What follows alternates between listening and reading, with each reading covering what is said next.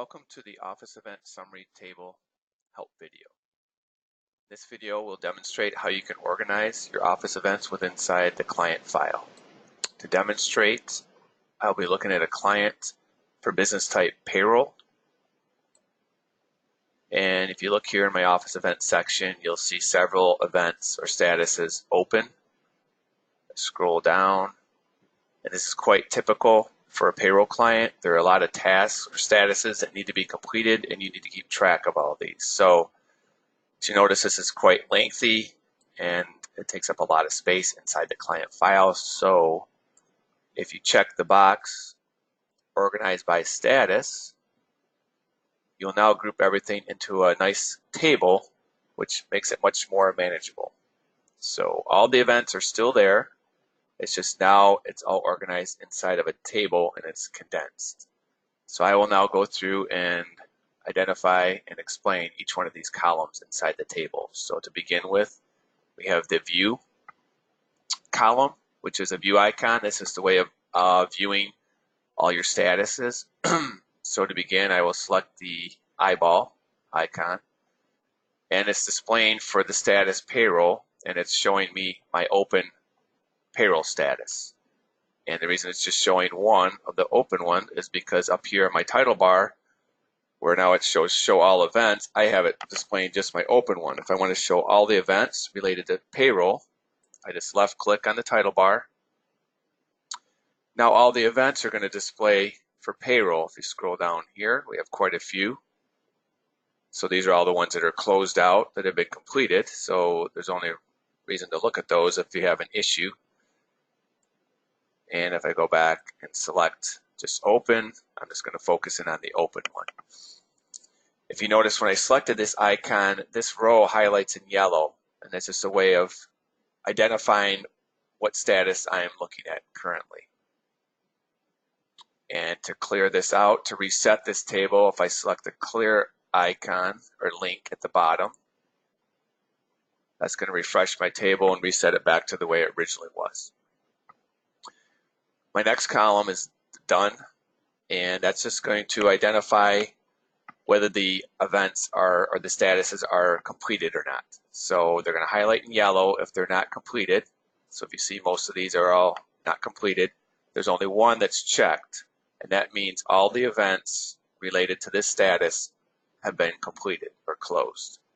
So the other ones highlighted in yellow, there's at least one event that is not completed.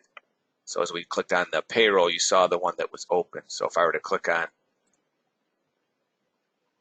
and I want to just select all events for the Michigan sales withholding, you'll see there's just one, and that's already been closed out. That's why it's not, the done box here is not yellow.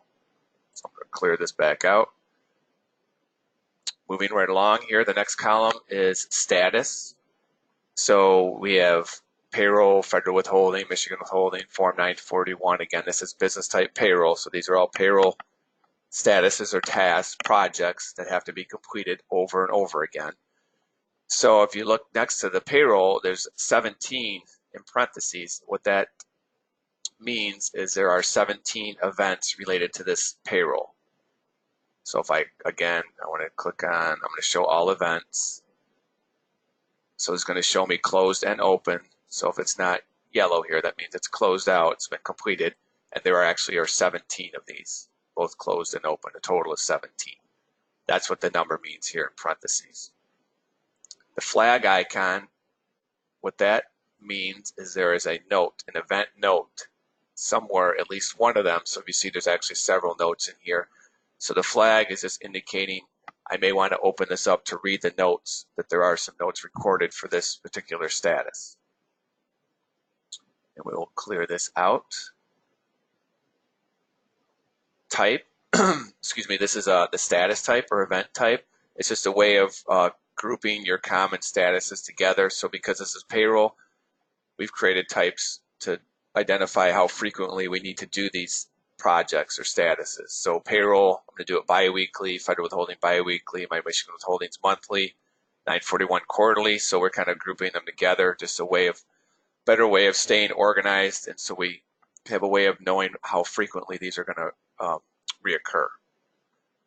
the next due date. This is a way of tracking my due dates to make sure that I'm doing things timely, as obviously you know payroll is very important. You do not want to miss anything and get into any kind of penalties with the IRS or the state. So this is a way of making sure that nothing slips through the cracks. So I have my due dates, which I actually record down here under the assigned due date. They're going to show up right here. It's going to tell me whether they're past due, due today, or due tomorrow. So it's going to alert me in red, and also this field will highlight in yellow when they're at least due or are going to be due tomorrow or past due. And this is right here, the first one up here, payroll, it's showing that this is actually was due on the 19th of August. And today happens to be the 22nd. So it's actually 3 days late. So it's trying to bring attention to me to make sure I get this completed.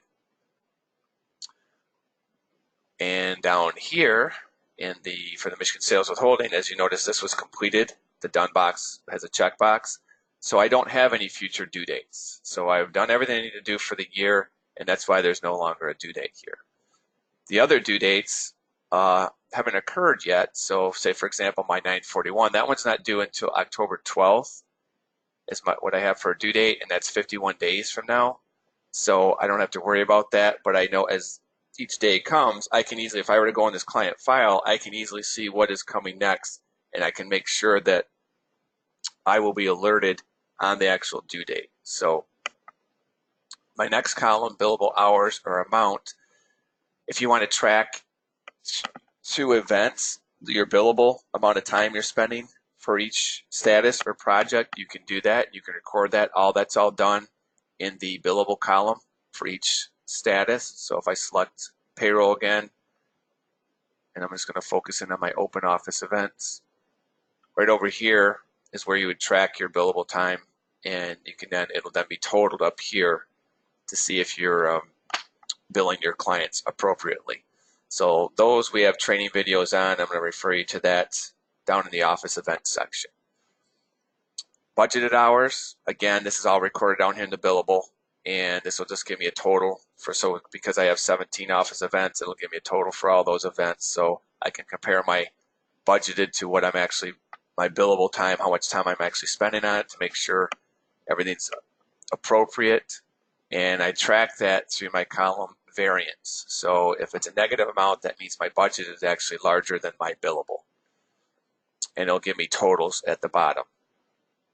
My average days, that's going to track how much time beyond my due date it's taking me to complete this project. So if it's 0, that means I'm doing it right when it's due. If it's a minus, that means I'm actually doing it before the due date.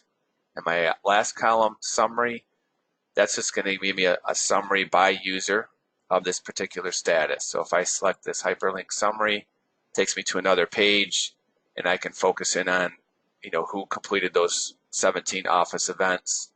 If I select here, it'll show each one, and it gives a better breakout of my budgeted and my billable time. For more information, visit atomanager.com.